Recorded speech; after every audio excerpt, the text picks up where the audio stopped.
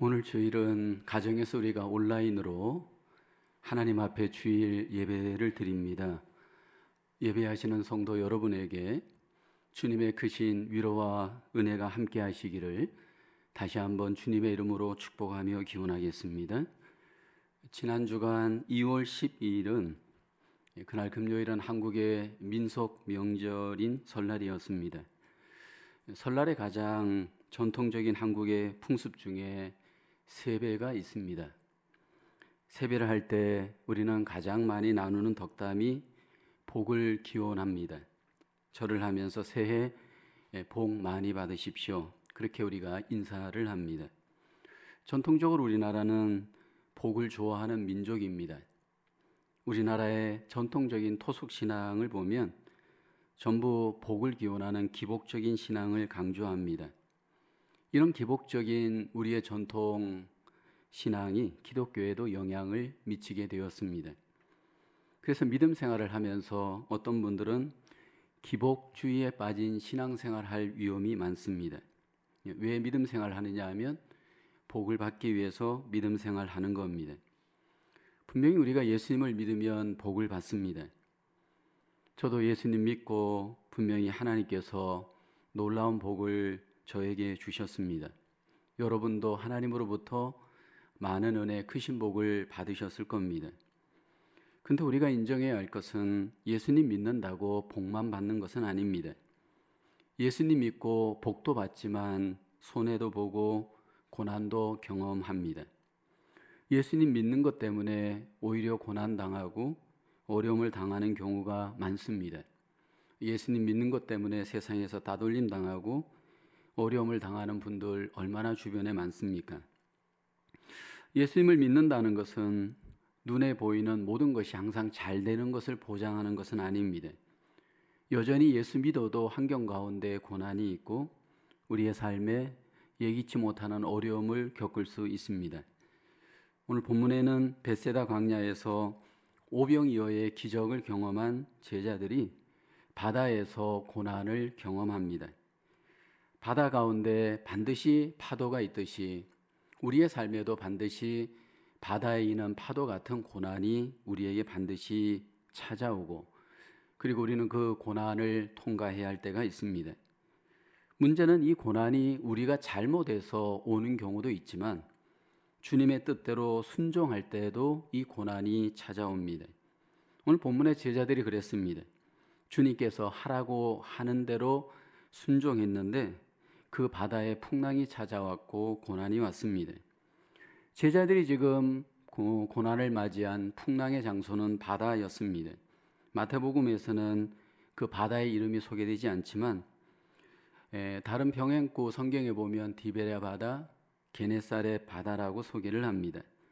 사실 정확하게는 바다가 아니고 큰 호수입니다. 이 호수는 바다같이 너무 크기 때문에 그냥 복음서 기자들은 바다라고 소개를 합니다.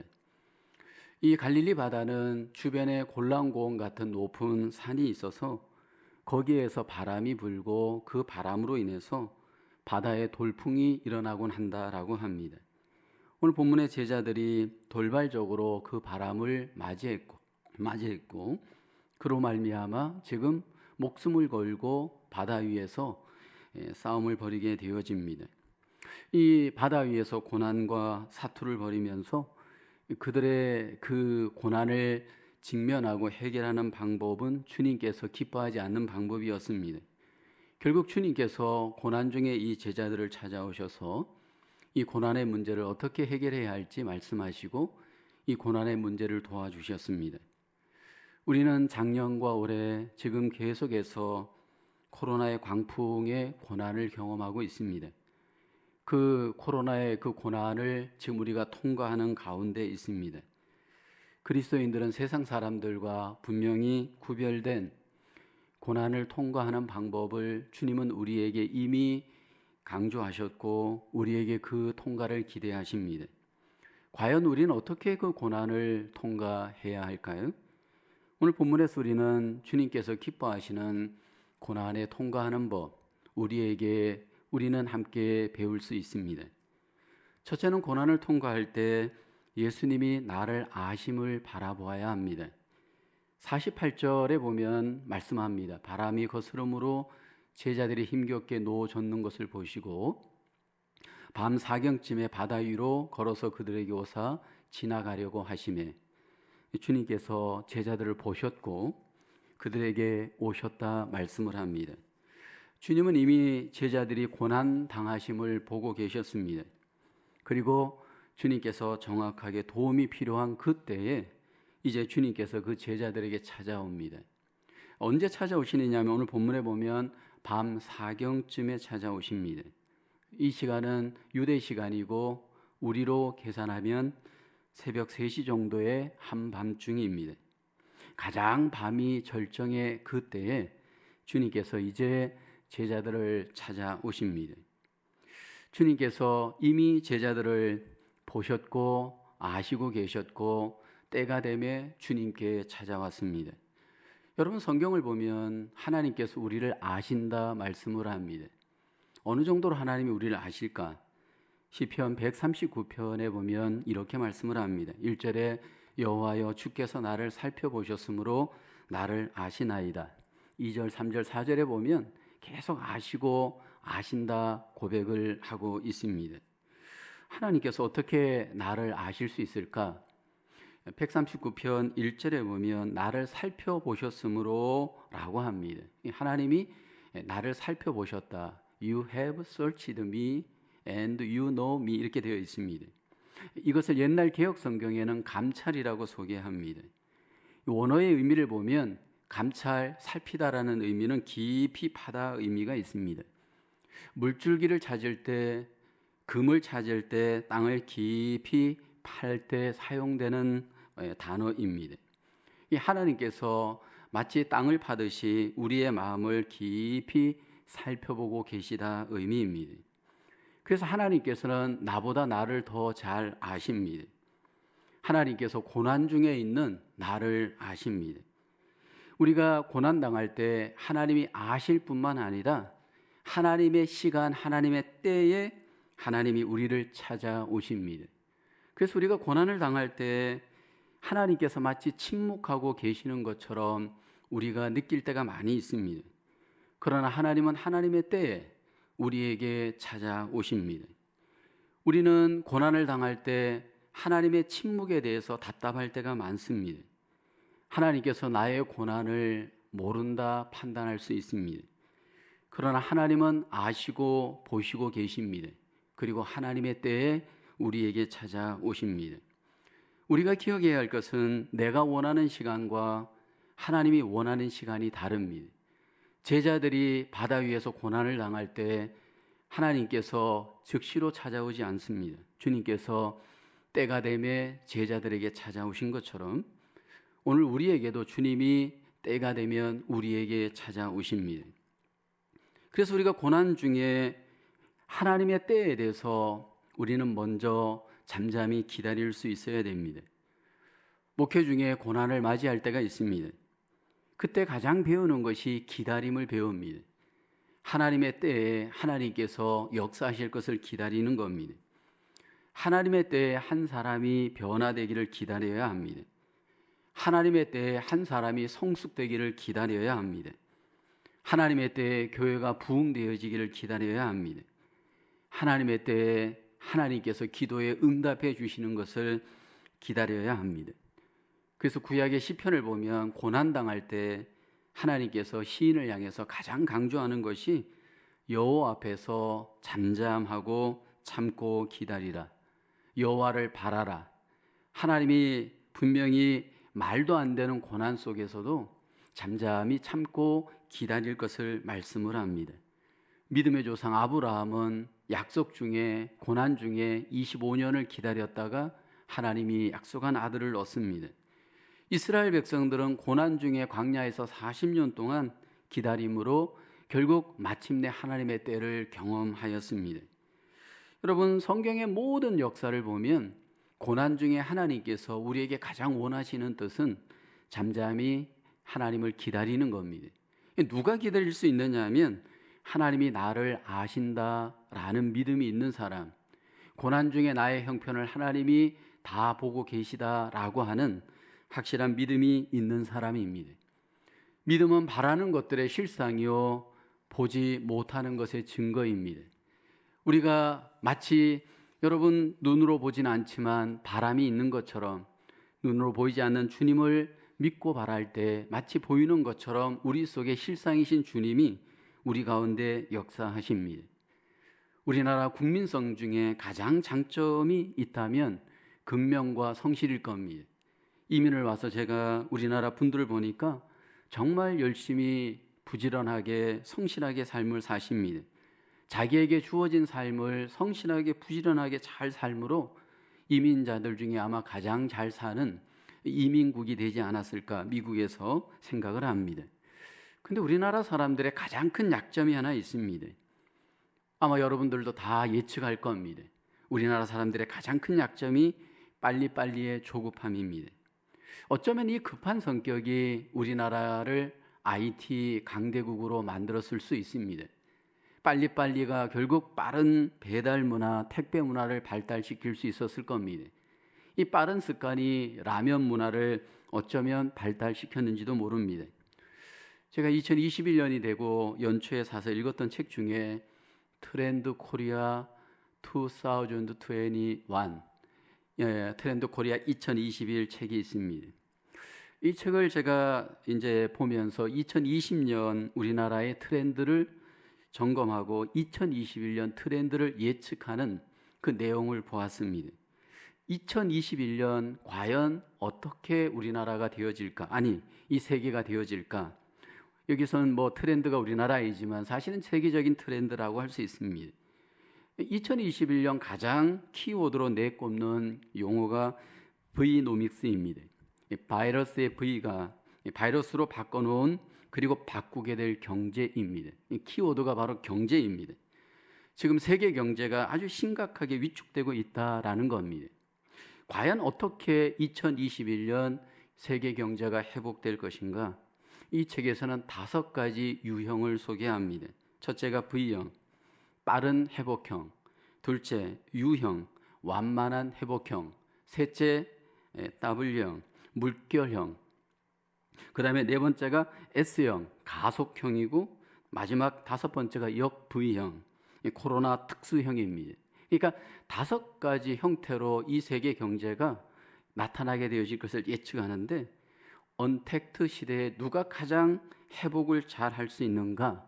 이 책에서 키워드가 뭐냐 하면 적응하거나 죽거나입니다. 그러니까 언택트 시대인 이 코로나 시대에 현장에서 살아남는 기업, 현장에서 살아남는 비즈니스, 누가 살아남느냐 하면 민첩하게 대응하는 사람, 힘을 키우는 사람은 잘 살아남을 것이고 그렇지 않으면 도태되어질 것이다. 그렇게 예측을 합니다. 분명히 우리의 삶에 민첩함이 필요합니다. 민첩하지 않으면 우리는 이 시대에 살아남을 수 없음을 잘 압니다. 민첩해야 우리는 현실 속에서 분명히 비즈니스도 공부도 모든 일도 잘 해낼 수 있습니다. 근데 여러분, 민첩한 것과 조급한 것과는 다릅니다. 여러분, 많은 경우에 조급함은 빨리 우리는 결과를 보려고 하는 조급함을 갖습니다. 빠른 성공, 빠른 열매의 결과에 대한 조급함을 얼마나 우리는 많이 갖고 있는지 모릅니다.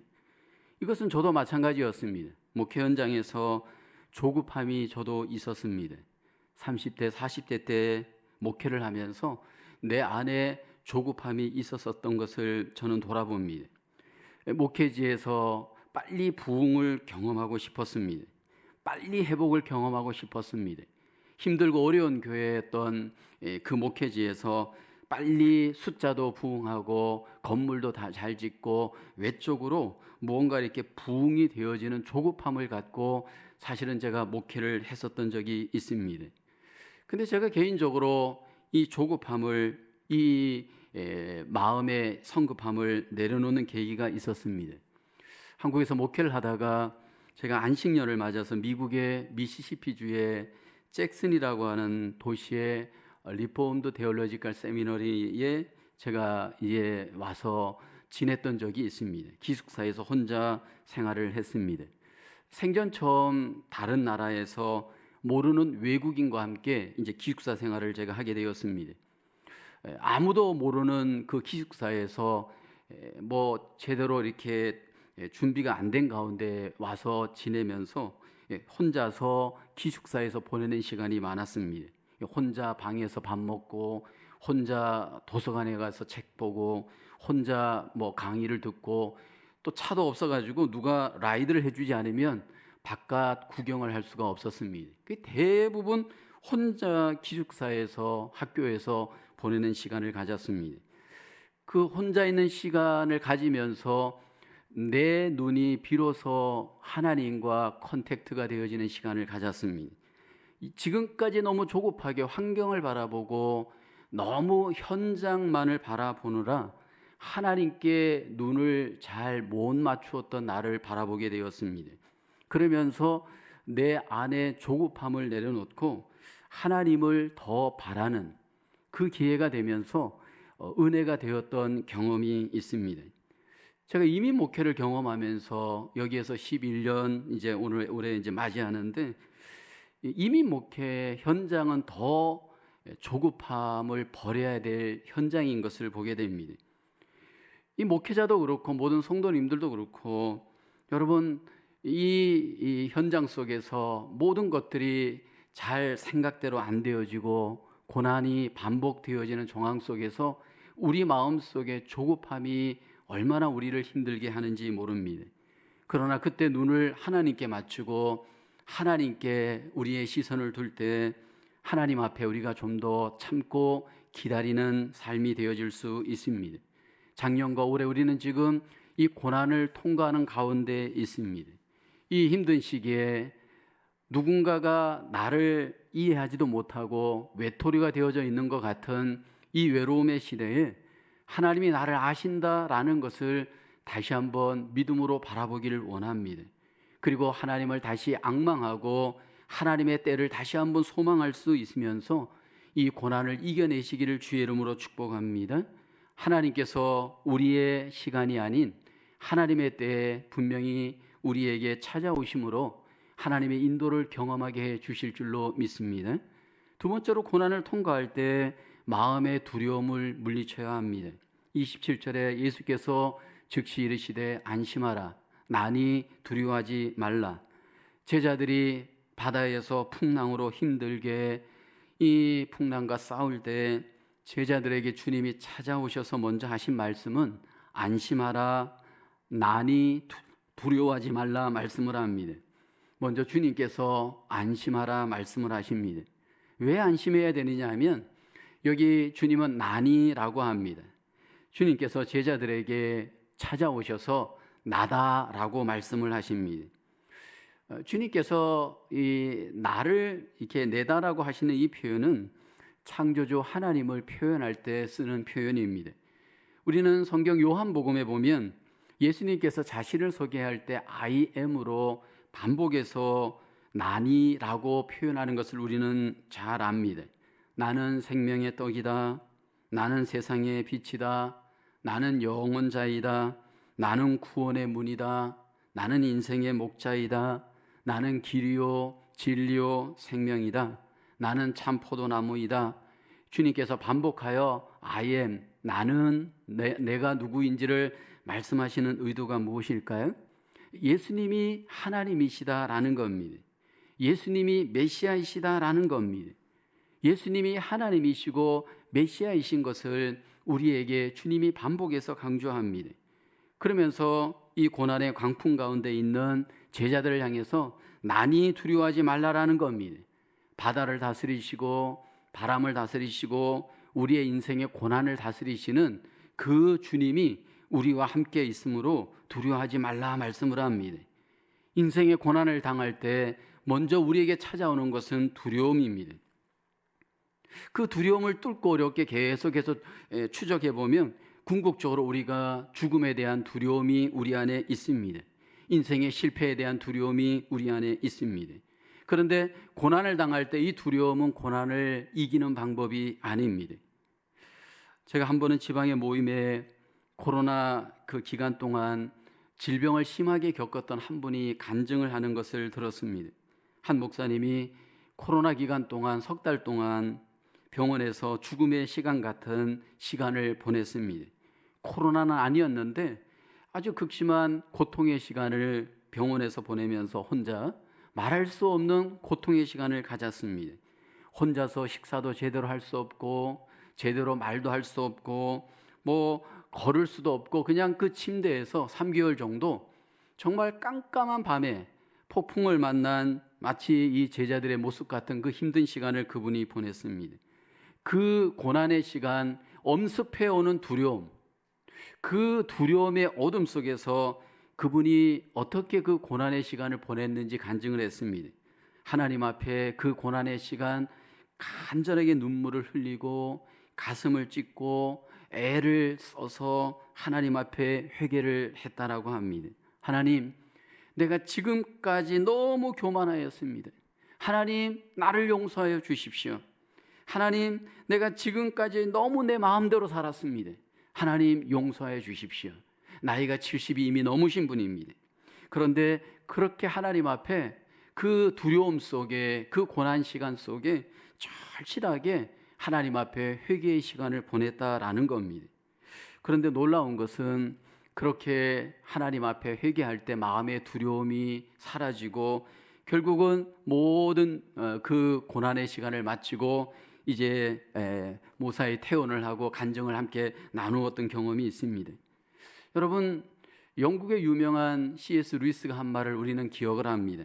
고난은 하나님의 메가폰이다, 확성기다, 그렇게 말을 했습니다. 여러분, 이 고난 속에 하나님의 놀라우신 뜻이 그 안에 있습니다. 그래서 우리가 고난 속에 하나님은 우리가 두려워하지 않기를 원합니다. 성경에 이 베드로가 이 바다 위에서 이렇게 두려워하고 두려움 앞에 쪼는 모습을 우리에게 보여주지만 나중에 이 사도행전에 가보면 베드로가 이 두려움을 극복한 모습을 우리에게 보여줍니다. 사도행전에 가보면 공회 앞에서 죽음의 위기 앞에 두려움 앞에 그는 있었습니다. 그때 베드로가 아주 놀라운 고백을 합니다. 사도행전 4장 19절 20절에 보면 베드로와 요한이 대답하여 이르되 하나님 앞에서 너희의 말을 듣는 것이 하나님의 말씀을 듣는 것보다 옳은가 판단하라. 담대하게 두려움 없이 그렇게 선포합니다. 우리는 보고 들은 것을 말하지 아니할 수 없다.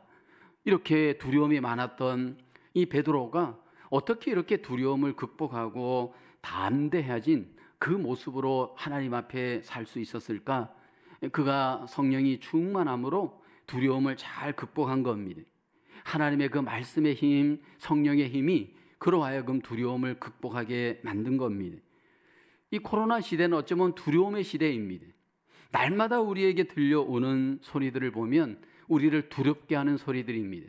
재정적인 어려움의 문제, 여러 가지 어떤 죽음의 문제, 힘든 문제, 어려운 문제들을 날마다 우리는 들을 겁니다.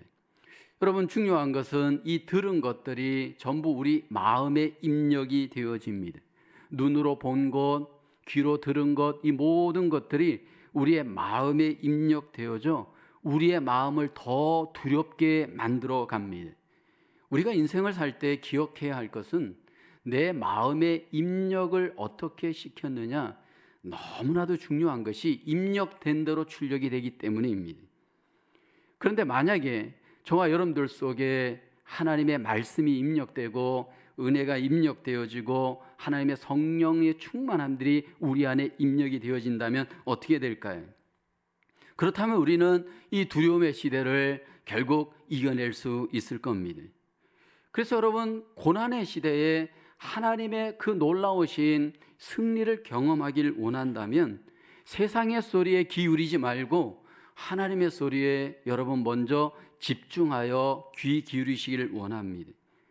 두려운 마음이 몰려올 때 그 두려운 마음에 내가 지배당하지 말고 하나님의 말씀으로, 하나님의 놀라우신 성령의 인도하심으로 우리의 마음을 자꾸 다스려야 됩니다. 하나님께서 구약의 이스라엘 백성들 중에 두려움의 환경에 빠져 있었던 이스라엘, 바벨론에 포로되어졌던 이스라엘 백성들을 향해 가장 강조했던 말씀이 두려워하지 말라는 말씀이었습니다. 이사야서 41장 10절에 이렇게 말씀하죠. 두려워하지 말라, 내가 너와 함께함이라. 놀라지 말라, 나는 내 하나님이 됨이라. 내가 너를 굳세게 하리라. 참으로 너를 도와주리라. 참으로 나의 의로운 오른손으로 너를 붙들리라. 여기 하나님께서 두려워하고 있는 이스라엘 백성을 향하여 두려워하지 말라 말씀을 하시면서 강조하시는 것이 하나님께서 도와주시겠다 말씀을 합니다. 그러면서 참으로 여기 말씀을 하는 이유가 뭘까요? 믿으라는 겁니다. 하나님의 이 약속을 우리가 그대로 믿고 하나님 앞에 고난을 당할 때 하나님께서 이 모든 약속을 믿음으로 이겨낼 것을 하나님이 우리에게 원합니다. 여러분, 이 두려운 마음은 우리 안에 죄에서 나오는 겁니다. 하나님이 주시는 마음이 아닙니다. 우리의 믿음이 견고하지 않을 때, 우리의 마음이 육신의 지배를 받고 죄의 지배를 받을 때 두려운 마음이 우리에게 나옵니다. 그런데 이 두려운 마음은 고난을 이길 수 있는 여러분 길이 없습니다. 우리의 이 마음의 두려움을 우리가 말씀의 능력으로, 하나님의 성령의 능력으로 하나님은 우리가 이겨내기를 소원하십니다. 이 말씀이, 성령이 우리 안에서 우리가 믿고 반응할 때 빛으로 역사합니다. 어둠은 빛이 여러분 역사하며 물러가게 되어집니다. 우리는 반복해서 우리 안에 고난의 시간, 마음에 하나님의 귀한 말씀을 믿음으로 성령의 인도를 받음으로 이겨내시는 놀라운 승리의 기회로 이 고난을 하나님 앞에 이겨낼 수 있기를 주님의 이름으로 축원합니다. 심령의 강함으로 이 고난을 이겨내시고 하나님이 주시는 승리를 경험하시는 우리 모두의 삶이 되어질 수 있기를 주님의 이름으로 축원합니다. 세 번째로, 고난을 통과할 때 예수님의 도우심을 의심 없이 믿어야 합니다. 31절에 예수님께서 즉시 손을 내밀어 그를 붙잡으시며 이르시되 믿음이 작은 자여 왜 의심하였느냐 하시고, 이제 바다 위에서 바람 때문에 고난을 당하면서 힘들어하고 있는 제자들, 주님께서 걸어오심에도 불구하고 주님을 믿지 못하는 이 제자들을 주님께서 손을 잡아주셨습니다. 그리고 말씀합니다. 믿음이 작은 자요 왜 의심하였느냐 말씀을 합니다. 여러분, 주님께서 제자들의 손을 잡아주시는 그 모습을 생각해 보십시오. 제자들이 그 순간 얼마나 안심이 되었겠습니까? 사실 주님의 12명의 제자들 중에 최소한 4명은 이 갈릴리 바다에서 어부 생활을 했던 자들입니다. 이들은 나름대로 기술도 있었고 이 풍랑을 이겨낸 경험도 있었을 겁니다. 그러나 지금 풍랑 앞에서 두려워하고 의심하고 있었습니다. 그리고 주님께서 그러한 그들을 손을 잡아주시면서 결국 이 고난을 이길 수 있도록 도와주셨습니다. 여러분, 우리가 기억해야 될 것은 제자들을 찾아오셨던 그 주님의 손, 그 주님의 도움이 여전히 오늘 우리에게도 나와 함께하고 계심을 성경은 약속을 합니다. 연약하고 힘들어하고 어려워하고 있는 우리의 인생을 하나님이 바라보고 계시다가 손을 내밀어 우리를 도와주시고 우리를 주님께서 승리케 해주실 것을 성경은 말씀을 합니다. 여러분, 우리가 기억해야 될 것은 주님이 하나님 보좌 우편에서 우리를 위해서 도움을 주시는 기도, 도움을 주시는 여러분 은혜와 능력을 베풀어 주십니다. 로마서 8장 34절에 보면 이렇게 성경은 약속합니다. 누가 정죄하리요? 죽으실 뿐 아니라 다시 살아나신 이는 그리스도 예수시니 그는 하나님 우편에 계신 자요. 여기 보면 우리를 위하여 간구하시는 자니라 말씀을 합니다. 하나님 보좌 우편에서 우리를 위해서 주님께서 어떤 간구를 하고 계실까요? 우리를 도와주시는 간구를 하실 겁니다. 연약한 우리, 고난의 삶을 살 때 힘든 우리, 때로 의심하는 우리를 주님께서 도와주실 겁니다. 여러분 성경에 주님께서는 우리의 연약함을 너무나도 잘 아십니다. 히브리서 4장 15절에 보면 우리에게 있는 대제사장은 우리의 연약함을 동정하지 못하실 리가 아니요 모든 일에 우리와 똑같이 시험을 받으시니로되 죄는 없으시니라. 이 땅에 오셔서 우리와 같은 육체를 갖고 연약한 모든 우리의 삶을 경험하셨던 주님께서는 하늘에서 우리의 그 연약함, 고난당할 때 우리의 그 의심하는 모습들을 주님께서는 긍휼히 여기시면서 우리를 도와주시는 줄로 믿습니다. 그래서 우리가 고난을 당할 때 먼저 우리 속에 가져야 될 믿음은 어떤 고난 가운데서도 내가 하나님의 도움 가운데 이 고난을 승리할 것이다 라고 하는 승리의 믿음을 우리가 가져야 합니다. 로마서 8장 37, 39절에 보면 그러나 이 모든 일에 우리를 사랑하신 이로 말미암아 우리가 넉넉히 이기느니라. 내가 확신하노니 사망이나 생명이나 천사들이나 권세자들이나 현재일이나 장래일이나 능력이나 높음이나 깊음이나 다른 어떤 피조물이라도 우리를 우리 주 그리스도 예수 안에 있는 하나님의 사랑에서 끊을 수 없으리라. 이 고난이 오게 되어지면 자꾸 우리는 패배할 것 같고 모든 것들을 부정적으로 바라볼 수 있는 위험이 얼마나 많습니까? 근데 고난 속에 우리가 먼저 바라봐야 될 것은 의심하지 말고 우리가 승리할 수 있음을, 주님의 도움으로 이 고난을 이길 수 있음을 여러분 우리가 바라보기를 원합니다. 주님께서 베드로를 향해서 믿음이 없다 말하지 않고 믿음이 작은 자여 왜 의심하였느냐? 우리 안에 의심할 수 있습니다. 고난이 오게 되어지면 우리 속에 주님에 대한 의심이 일어납니다. 어떻게 의심할까요? 정말로 주님께서 계시는 걸까? 정말로 천국이 있는 걸까? 정말로 기도를 응답해 주시는 걸까? 정말로 내가 이 고난을 잘 이기고 마침내 승리할 수 있을까? 여러분 우리 안에 이 고난 속에 모든 것들이 어둡게 보일 수 있습니다. 그래서 의심할 수 있습니다. 여기 보면 주님께서 믿음이 없다라고 말하지 않습니다. 믿음이 작다라고 말을 합니다. 작은 믿음은 고난을 이겨낼 수 없습니다. 작은 믿음은 여러분 고난 앞에 의심하고 넘어질 수밖에 없습니다. 28절에 보면 베드로가 대답하여 이르되 주여 만일 주님이시거든 나를 명하사 물 위로 오라 하소서 하니 30절에 보면 바람을 보고 무서워 빠져가는지라 소리질러 이르되 주여 나를 구원하소서. 처음에 베드로가 주님을 볼 때에는 물 위를 걸을 수 있었습니다. 그러나 바람을 보았을 때 의심하였을 때 그는 물에 빠지고 맙니다. 이것이 오늘 우리의 모습일 수 있습니다. 우리의 눈이 주님을 집중하여 믿음이 있을 때는 고난을 이겨냅니다. 그런데 이내 마음속에 의심하면서 환경을 바라보게 되면 우리는 고난 앞에 좌절하고 고난 앞에 무너질 수 있습니다. 그래서 어떤 경우에는 믿음 생활하다가 고난을 당하면서 영적인 침체를 경험할 때가 있습니다. 끈기 있게 하나님 앞에 나가지 못하고 주저앉고 뒤로 후퇴하는 경우가 얼마나 많이 있는지 모릅니다. 여러분 우리가 믿음 생활하면서 의심하게 되어지면 그 의심의 순간부터 믿음은 능력을 발휘할 수 없습니다. 그러나 하나님께서는 이런 우리의 연약한 믿음, 의심하는 믿음을 아시기 때문에 우리를 자꾸 도와주시면서 확증을 보여주면서 의심을 극복하길 원합니다. 오늘 우리는 고난 앞에서 혹시 나는 의심하고 있지 않습니까? 다시 한번 눈을 들어 환경을 바라보지 말고 주님을 믿음으로 바라볼 수 있기를 원합니다. 이 고난의 시간 우리 안에 소리에 귀 기울이지 말고 다시 주님의 그 놀라우신 음성, 그 말씀에 집중하기를 원합니다. 그래서 이 고난의 시간에 자꾸 너무 복잡하게 내 생각을 많이 하면 여러분 오히려 초점을 잃어버립니다. 이 고난의 시간에 우리의 이 마음이 주님께 집중이 안 되어지면 주변적인 것에 자꾸 우리의 마음을 빼앗기고 시선을 빼앗기다 보면 믿음의 여러분 방향성을 잃어버립니다. 그래서 이 고난의 시간에 너무 많은 외적인 것들에 우리의 마음과 시간을 들이면 안 됩니다.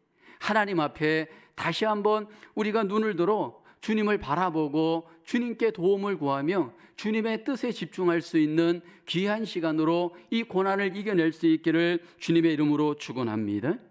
하나님께서는 오늘도 예수 그리스도 안에서 우리를 긍휼히 여겨주시고 연약한 우리 가운데 은혜를 베풀어 주시고 기도할 때 고난당하는 자기 백성을 도와주시는 줄로 믿습니다. 나는 지금 어떻게 고난을 통과하고 있습니까? 그 고난을 통과할 때 다시 한번 주님께서 제자들에게 가르쳐 주신 이 고난의 놀라운 해결의 루틴이 우리에게도 다시 한번 믿음으로 적용되기를 소원합니다. 눈을 들어 주님이 나를 보고 계시고 나를 알고 계시고 나를 지금 찾아오고 있음을, 그 때를 여러분 우리가 기다리기를 소원합니다. 무엇보다도 환경보다도 주님을 바라보면서 우리 마음의 두려움, 의심을 여러분 믿음으로 물리치기를 소원합니다. 그리고 다시 한번 우리의 마음과 믿음을 주님께 두고 주님의 도움과 주님의 놀라우신 인도하심을 구할 수 있기를 원합니다. 우리에게 찾아온 이 고난이 다시 한번 믿음으로 잘 이기시고 하나님의 놀라운 승리와 주님의 놀라우신 함께하심을 경험하시는 저와 여러분의 삶으로 우리 모두가 승리할 수 있으시기를 주님의 이름으로 축원합니다. 기도하겠습니다. 하나님 아버지, 우리에게 찾아온 이 고난, 하나님 다시 한번 주님께서 우리에게 말씀하신 대로 잘 이기는 귀한 승리의 기회가 되게 도와주시옵소서. 우리의 마음속에 있는 모든 두려움, 의심을 주님께 내려놓고 잠잠히 주님이 나를 아시고 보시고 때가 되어지면 도와주실 것을 믿고 하나님을 다시 한번 의지하고 주님을 다시 한번 바라는 저희들 되게 하여 주시옵소서.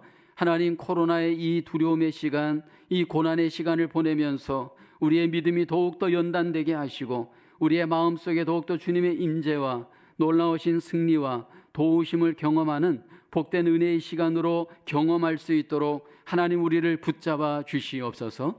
이 한 주간도 하나님이 주신 귀한 오늘의 시간, 이 지금의 시간을 믿음의 시간으로 하나님 앞에 승리하며 보내며 영광을 돌릴 수 있는 주의 성도들 되게 하여 주시옵소서. 모든 것을 주님께 의탁하오며 감사하옵고 예수님의 이름으로 기도하옵나이다.